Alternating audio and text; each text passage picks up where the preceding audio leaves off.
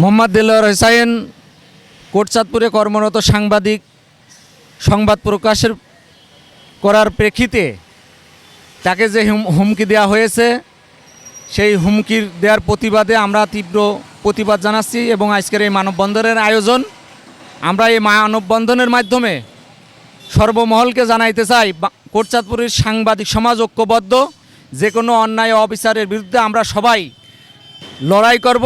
আমাদের কোনো হুমকি ধামকি দিয়ে কোনো লাভ হবে না। আমি সাগর আহমেদ লালটু, গ্রাম বলোহার।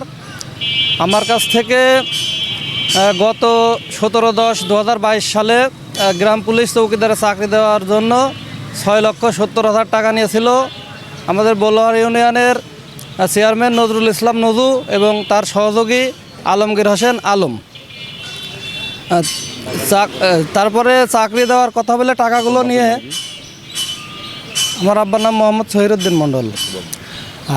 তারপরে টাকা নেওয়ার পরে আমার চাকরি যখন না হয় তখন আমি তাদেরকে অনেকবার বলি চাকরি যখন হয় না আমার টাকাগুলো ফেরত দেন।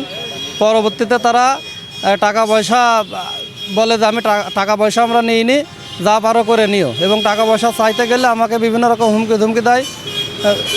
এইভাবেই 1.5 বছর চলে। তারপরে থেকে আমি থানায় একটা অভিযোগ করি। অভিযোগ করার পরিপ্রেক্ষিতে থানায় বসাবসি হয় এবং তারা টাকা স্বীকারও করে। আমি টাকা দিয়েছিলাম 6,70,000। তারপরে বিচার চলাকালীন তদন্ত ওসি স্যার 3 দিনের সময় চাই, 3 দিন পরে আবার বসার কথা থাকে, কিন্তু তারা বসে না। তারপরে আমরা গত বৃহস্পতিবারে থানায় যাওয়ার পরে তারা শনিবার আবার বসার কথা বলে, কিন্তু শনিবারেও তারা বসে না। তারপরে ওসি স্যার এটা আমাদেরকে বলে যে মঙ্গলবার অথবা বুধবারে আবার এই বিষয় নিয়ে বসবো আমরা। অবগত হয়েছেন যে আজ থেকে কয়েকদিন আগে 17 তারিখে কোটচাঁদপুরের একজন কর্মরত সাংবাদিক দৈনিক প্রতিদিনের কণ্ঠের দেলোয়ারের উপরে কোটচাঁদপুর উপজেলার বলোহারপুর ইউনিয়নের নজরুল ইসলামের ভাই ইয়ারুল ইসলাম তাকে একটা বাজারে আটকিয়ে অকথ্য ভাষায় গালাগালি, প্রকাশ্যে হত্যার হুমকি সহ বিভিন্নভাবে হেনস্থা করেছে। এই হেনস্থার একমাত্র কারণ দেলোয়ার ওই নজরুল ইসলামের যে দুর্নীতি আপনারা একটু আগে শুনেছেন, সেই ভুক্তভোগীর কাছ থেকে 6 লক্ষ টাকা নিয়েছিল তাকে গ্রাম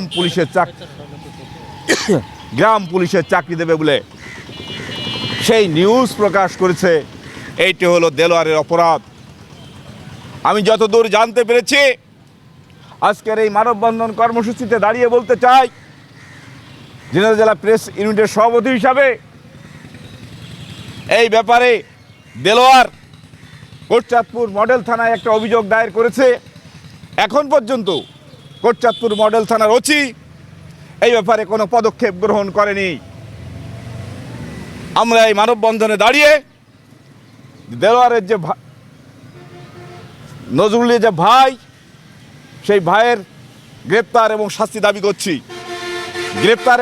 দাবি করছি এবং তাকে যদি গ্রেপ্তার এবং না করা হয় তাহলে প্রয়োজনে কোটচাঁদপুরের ওসির বিরুদ্ধে আমরা আরও বৃহত্তর সাংবাদিকরা আরও বৃহত্তর আন্দোলন গড়ে তুলবে। আমি 3 দিনের টাইম দিচ্ছি। এই 3 দিনের ভিতরে ওই নজরুলের ভাইকে গ্রেপ্তার করতে হবে। আর এই গ্রেপ্তার না করলে ঝিনাইদহ জেলার সমগ্র সাংবাদিকরা এর বিরুদ্ধে আন্দোলন গড়ে তুলবে।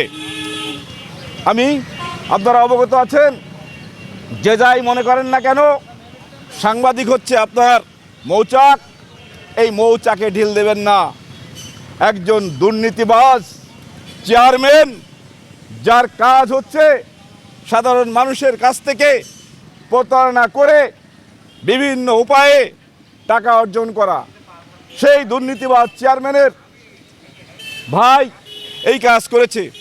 আপনারা আরও অবগত হয়েছেন এর আগে একটা নিউজ হয়েছিল, এই চেয়ারম্যান তার এক প্রতিবেশী মহিলাকে পিটিয়ে হসপিটালে ভর্তি করেছিল এবং তার সাথে নাকি তার জমি জমা সংক্রান্ত গোলমাল ছিল। তো এরকম একটা চেয়ারম্যান এই বলোহার ইউনিয়নে, সেই চেয়ারম্যানের এত বড় স্পর্ধায় দুর্নীতিবাদ চেয়ারম্যানের যে সে সাংবাদিককে হুমকি দেয়, সে প্রকাশ্যে হত্যা করবে, প্রকাশ্যে হত্যার সাহস সে দেখায়। আমি এই চেয়ারম্যান সহ ওর ভাইকে অবিলম্বে গ্রেপ্তারের দাবি জানাচ্ছি। গ্রেপ্তার না করলে ওসি এবং টিওনো আপনাদের বিরুদ্ধে আন্দোলন সংগ্রাম গড়ে তোলা হবে। আমি এই বলে আমার বক্তব্য শেষ করছি। সাংবাদিক কক্ষ জিন্দাবাদ।